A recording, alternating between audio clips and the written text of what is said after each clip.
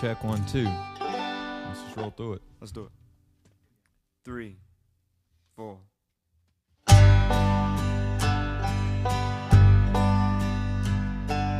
Hello and welcome to the recorded study guide for the Unit 6 exam. The Unit 6 paper study guide will follow along with this recorded study guide, just like always. One thing right off the bat, there will be no online study session tonight at 7:30. Anyway, there's no formal online study session tonight, just for various reasons, but just be aware of that. If you do have questions tonight and you're studying and you're watching the video and you need to ask something, go ahead and put a question on the Facebook page or tweet something, and we will do our best to get answers to you. Just know that there won't be any instant feedback just due to some of the things everybody has going on tonight. So we will start with obviously the first thing on your study guide, which is a perfect place to start, the Articles of Confederation. We're going to be looking at page 236 for this stuff, and we are in chapter 8, section 1. Now, the Articles of Confederation, what you need to know right off the bat is these were ratified in 1781, so they become the first government of the U.S. right after the war. So first government of the United States, they ratify those in 1781. So this is like, we just get after the war, we've broken away from Britain, and now we need to set up our own government, and this is what it becomes, the Articles of Confederation. Now, we want it to be a republic, we want the people to have a lot of say, so they don't get all their rights taken away, just like the British had done to us. And some people like the Articles of Confederation, some people don't. One thing that is a sticking point with some people don't want it to be ratified or approved, has to do with how they handle the Northwest Territory. And if we look at this map of the Northwest Territory, it is kind of the area that is Ohio, Indiana, Illinois, the Great Lakes region, and this is just kind of a big empty space of land. This is on 236 as well.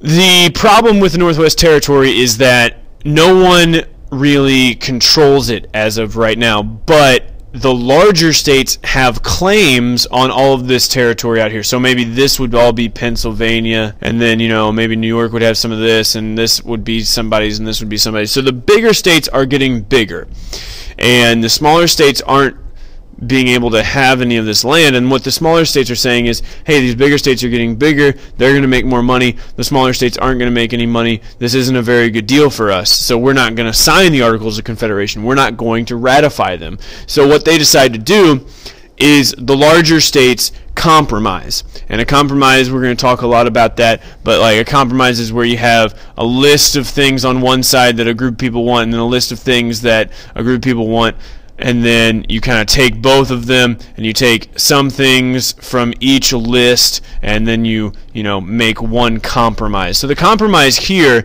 is that the smaller states don't want the bigger states to have the land. The bigger states want to have the land, but they don't want the smaller states to have it either. So what they do is they decide that all of this land is just going to be in the control of Congress. So it's just going to be given to the national government.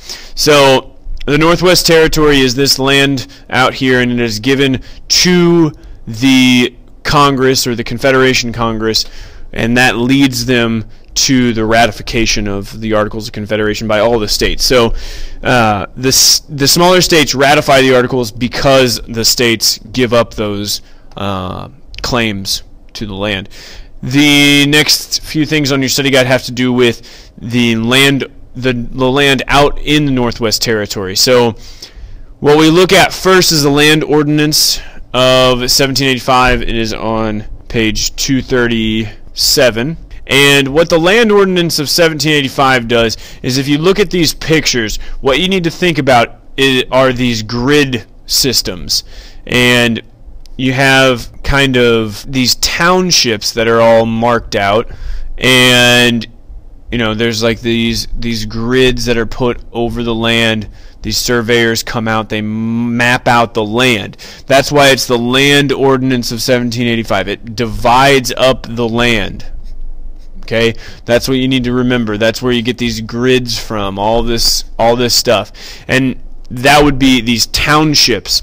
As these townships form, people go out and they live in them, and these people live here in this township and this township and this, all this, and then more and more people that are in a township, and now they kind of have to figure out what are they going to do as people move out there.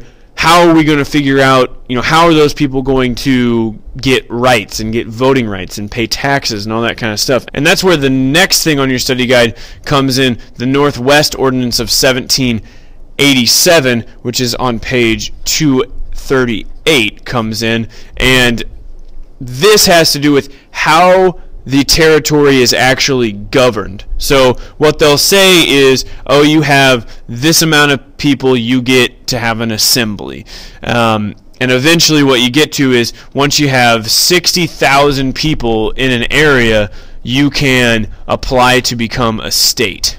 So under the Northwest Ordinance, it gives places names. That's why it's, it has a name in it, Northwest Ordinance.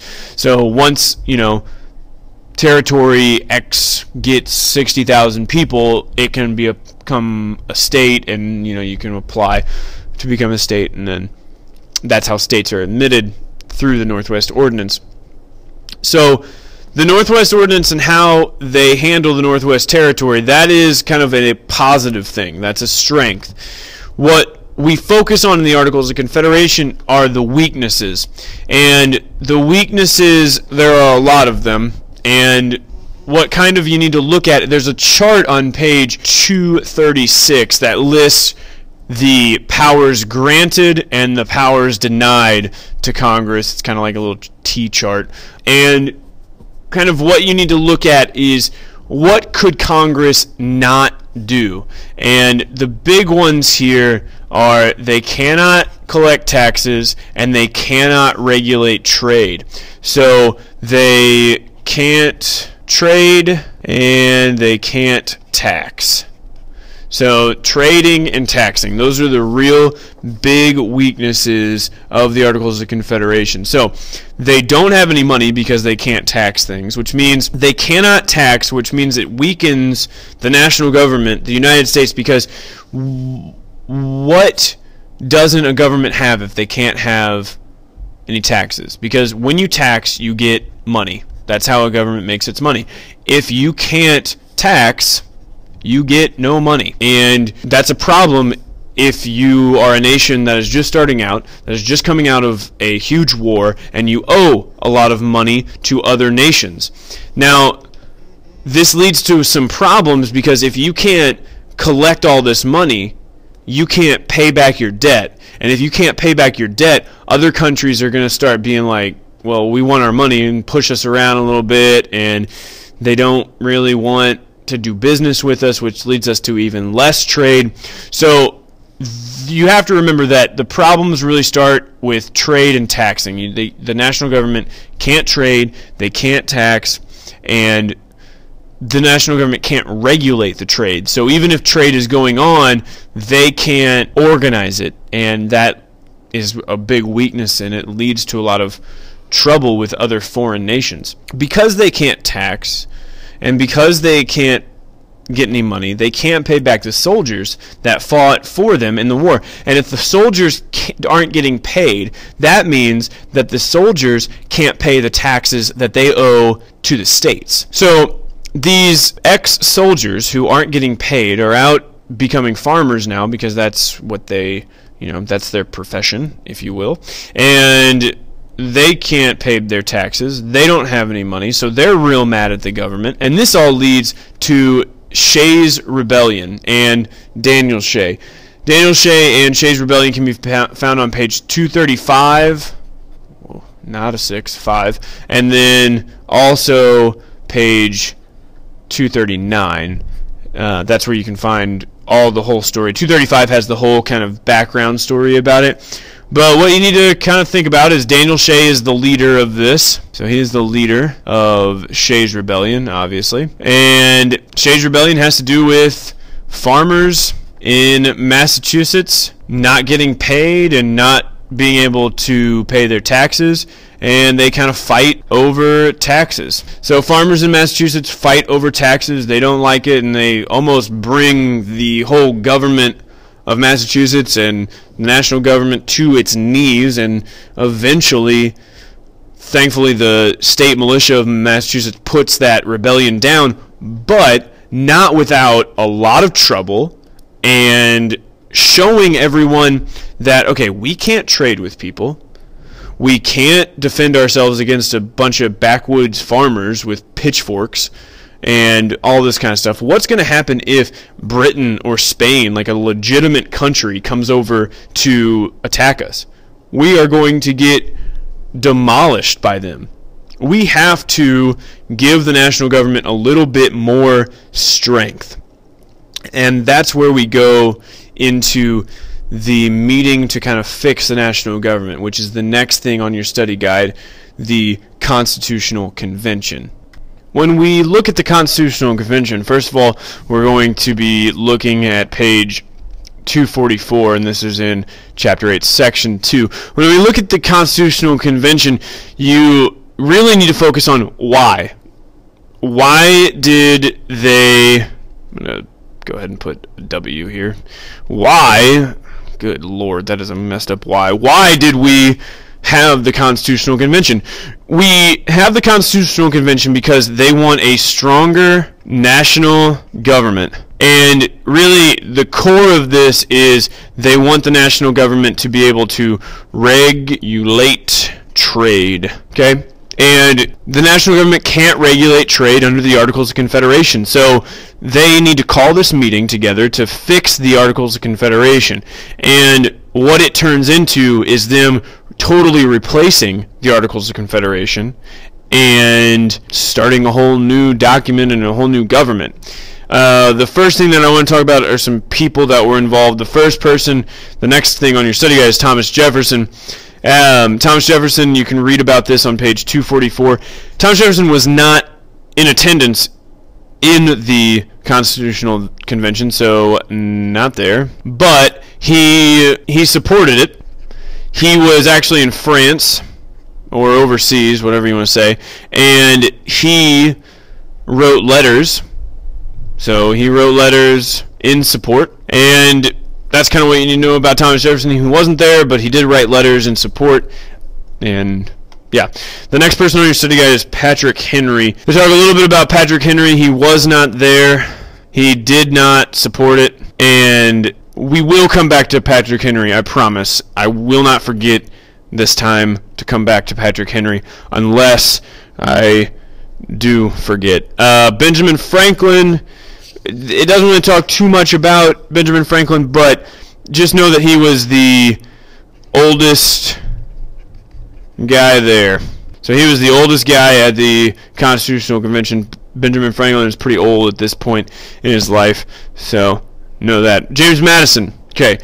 You need to be able to identify James Madison with his title, the father of the Constitution. This is on page 244 as well. And James Madison is the father of the Constitution, because he kind of comes up with the basic framework of the Constitution, which is the Virginia Plan. So he writes the Virginia Plan. He also is taking very detailed notes about the happenings of the Constitutional Convention, and that's kind of where we get most of our information about the Constitutional Convention from, is his notes. So he is the father of the Constitution, so identify that with him, and also identify the Virginia Plan with James Madison. So Virginia Plan, James Madison. What you need to know about the Virginia Plan is what is spelled out right here for you. It is a two-branch system in the legislative branch, and both of the houses will be based on population. That is a big key. And because they are both based on population, in the legislative branch. That means how many votes do you get? The more votes, or the more people you have in your state, the more votes you will get. So this means that larger states like the Virginia plan, because the more population, the more votes you get. His Virginia plan is based on a lot of things, and one of those things is checks and balances, and another one is popular sovereignty. But checks and balances, you can read a little bit about that on page 248. Basically, just know that checks and balances means that each, he breaks it into the three branches of government. And, there's the legislative, the judicial, and the executive, and each of these branches has the ability to check the other one's powers. So that's where you get the check and the checks and balances. So, this branch can check on this branch to see if they're doing what they're supposed to be doing. This one can check on this one, all this kind of stuff. So just know that. So we just said that the larger states like the Virginia plan, so the smaller states hate it. They're all in this room. It's hot. It's a whole bunch of old dudes sitting around, and the Virginia plan is proposed, and the smaller states say, well, this sucks. We don't like this at all. And the larger states say, well, you suck. And then smaller states are like, no, you suck. We hate this, and we're going to leave. And the smaller states are like, well, we'll come up with our own plan. And they come up with their own plan, and it is the New Jersey plan, which is on page 246. And what you need to know about the New Jersey plan is outlined again in this picture. First of all, you need to know that William Patterson presents the New Jersey plan. So New Jersey plan, know that he is with the New Jersey plan. He is on page 246 as well, because that's where the New Jersey plan is found. But the main difference between the Virginia plan and the New Jersey plan is that in the legislative branch there would be only one house, and all states would get one vote. So that means that all states were equal. I'm going to switch back to blue. They are all going to be equal. So the larger states hate this. The smaller states like it. And what we have now is we have the larger states. So you have the Virginia plan. You have two houses. Both of them are going to be based on population. You have the New Jersey plan. You have one house. And that one house is going to be equal in representation of all states. So if we can remember back to this part where I was talking about compromising. Whoa. Oh, wait. I erased it. Never mind. Okay, so we have compromising, where we have a list of things, and we have to... not everybody is happy with this plan. Not everybody is happy with this plan, so we kind of have to meet in the middle. And that is where the next thing on your study guide comes from, which is the Great Compromise, which can be found on page 246. Now, the Great Compromise is going to take things from both the New Jersey plan, the Virginia plan, and the New Jersey plan. So, the Great Compromise, which is presented by Roger Sherman, so Great Compromise, is presented by this guy right here, Roger Sherman, and it's going to take things from the Virginia plan and things from the New Jersey plan. So the first thing is we're going to take the idea from the Virginia plan to have two houses, so we're getting rid of the one house. We're going to take the idea from the Virginia plan to have one house based on population, so we're getting rid of this, and then we're going to have one house be equal like in the New Jersey plan. So this is the Great Compromise. Instead of having both houses based on population, we give a little bit of what the states want and having equal. Instead of having everything be equal, we give a little bit about what the bigger states want, and we have one based on population. So that is the Great Compromise. And this is what is going to become the Constitution. Both parties are basically happy about the representation of it all, and we get the Constitution. So the last thing that they have to kind of deal with is the issue of slavery. So when we look at the Three-Fifths Compromise, it is going to be on page 247, and it has to do with slavery.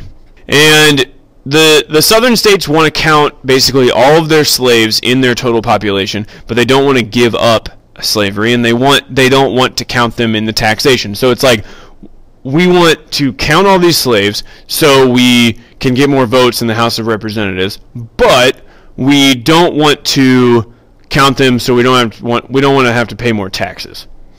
Well, that doesn't make much sense. And we also don't want to give them any rights or freedoms or anything like that. Well, that doesn't make any sense at all. And the northern states don't really want to count slaves in the population. They would actually, want to kind of stop slavery, but the southern states, there's no way they're going to have anything to do with that. So they compromise over the slave trade. So this is the first part of it. They compromise over the slave trade by saying that it won't end until 1808. So that's the first part. And it also says that every 5 slaves will count as 3 free men. So if you have 5 slaves, it counts as 3 people. So basically every slave counts as almost like 3/5 of a person. So not even a whole person. And that's kind of how they also compromise. So basically slaves equal 3/5 of a person. And that's where they kind of meet in the middle. And that's what you have to kind of know about it. The slave trade won't end until 1808, and a slave counts as 3/5 of a person. So now the Constitution, all the main issues are kind of hammered out, and they have an agreement in the Constitutional Convention.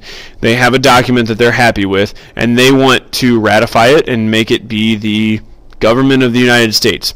The next step here is that it needs to go out to the states and be ratified and be approved. And that's where we look at the next step on your study guide, which is ratify. We are moving into Chapter 8, Section 3, and ratify, basically what you need to know is it means approved. And all states need to approve this document in order for it to be most efficient. 9 states have to approve it for it to become official, but really you want all 13, because if only 9, you got issues. I mean, and that can be something we talk about here in just a little bit. So you have kind of 2 sides that form. You have the Federalists and the Anti-Federalists. We call them Federalists and Anti-Federalists because the people who are in support or for the ratification of the Constitution are Federalists. So for Federalists. The Federalists are for the Constitution. And they explain it that it is federalism. And the idea of federalism is kind of explained on page 250. The idea is that there is power that the national government has, and it is shared between the states and the national government. And it won't take all the power away from the states, but it won't, leave all the power in the states, because that's kind of the problem. The problem here is that the states have too much power under the Articles of Confederation, and the Constitution fixes that problem by taking a little bit of power away. But they know, the Federalists do, they know that people are going to be freaked out by that. So they have to explain it as if, it's shared power. We are not taking all the power away. We are sharing it with the national government in order to make this country run more efficiently. In order to explain all of this, because it's kind of a complicated idea, the Federalists have to answer to their critics, and their critics are the Anti-Federalists, and they are against the Constitution. So Anti-Federalists against the Constitution. This can all be found on page 250 through 251. Federalists, Anti-Federalists, all that kind of stuff. This is where the Anti-Federalist, we would look at Patrick Henry. Look, I remembered. Patrick Henry is an Anti-Federalist, and he does not like the Constitution. He didn't want to go to the Constitutional Convention. He thinks that, in his word, he smells a rat, which means that he thinks that people are kind of meeting in secret to devise a plan to have a very strong national government to somehow get themselves a king, and to have the government be way too powerful. And he thinks that the president's going to have too much power, and that's why he says he smells a rat. He thinks that the national government's just going to have too much power, and they're going to take over just like in Britain. So that's why he's not there. Yeah, I remembered. Okay. If we look at the problems that the Anti-Federalists had, they thought that too much power was taken away from the states, and the second thing is that they wanted a Bill of Rights. So to answer these questions that the Federalists are raising, or the Anti-Federalists are raising against the Constitution. The Federalists write the properly named Federalist Papers. The Federalist Papers you can find on page 250. And they just basically explain all the things that are good about the Constitution. They're basically supporting the Constitution. Makes sense because Federalists are for the Constitution. The last bit of information that you need to worry about is the fact that we go through this whole process of ratification. We get down to kind of the ending stages, and the last few states are not ratifying the Constitution because they want a Bill of Rights included. So James Madison sits down, he writes the Bill of Rights, which is on page 253. It's the first 10 amendments to the Constitution. Amendments means added on to the end of a document. So these are the first 10 things that are added to the Constitution. And with this, it kind of addresses some of the concerns that a lot of people had, a lot of the Anti-Federalists, they had about the Constitution. Because it adds these rights that are listed out, it shows people, oh, okay, this is fine, this will work, we'll get it figured out, it'll work, the national government isn't going to be too powerful, let's go ahead and ratify. And finally all of the states do ratify the Constitution, and the Constitution becomes the government of the United States.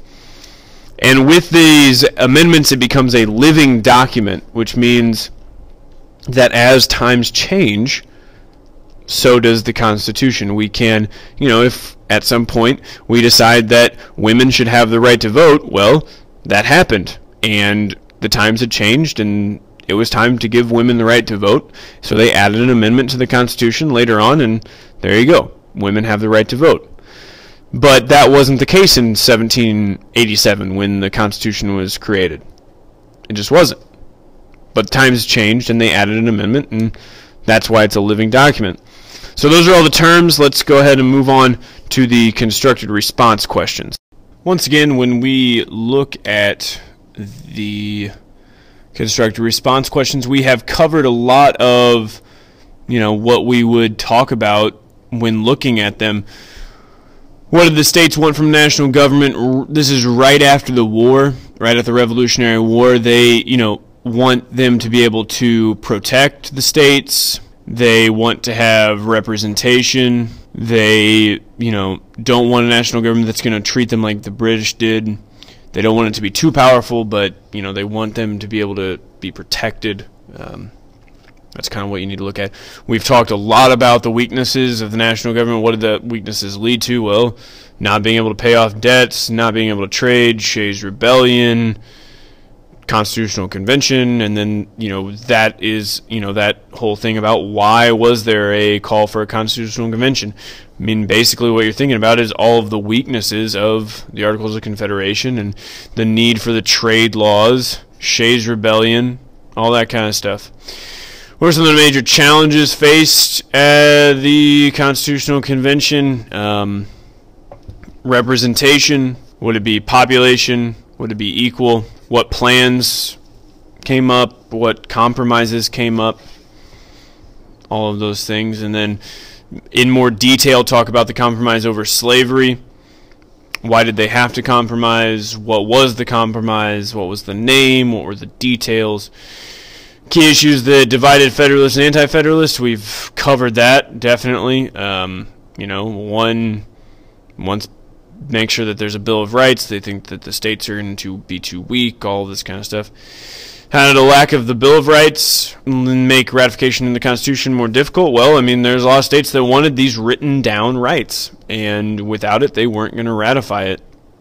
Why was ratification of the Constitution so important in Virginia and New York? If you look at this map, this will hopefully illustrate this a little better. First of all, New York and Virginia are the two largest of the states.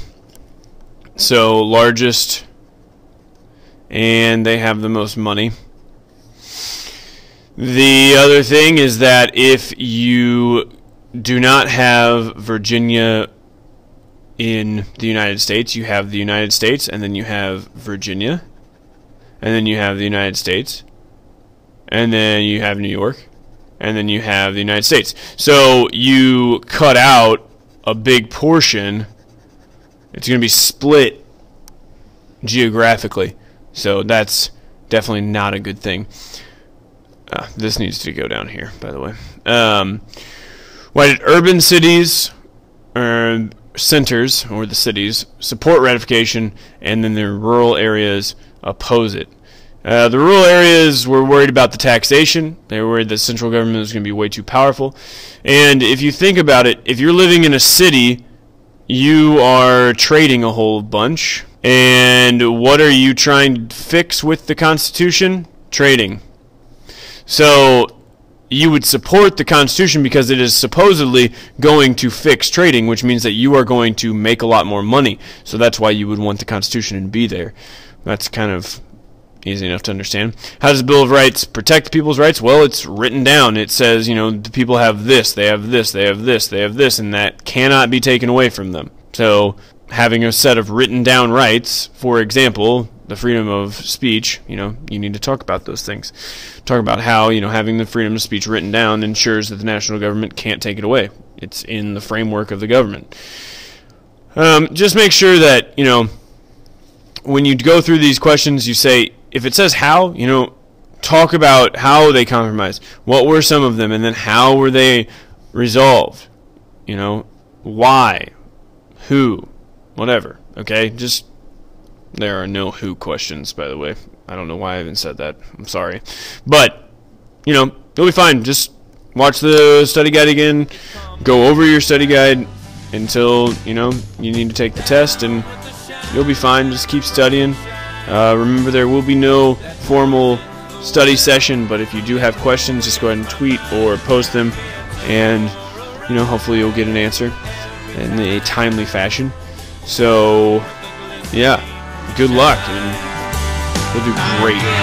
For a ride every time, down with the glistening shine, down with the glistening shine, down with the glistening shine.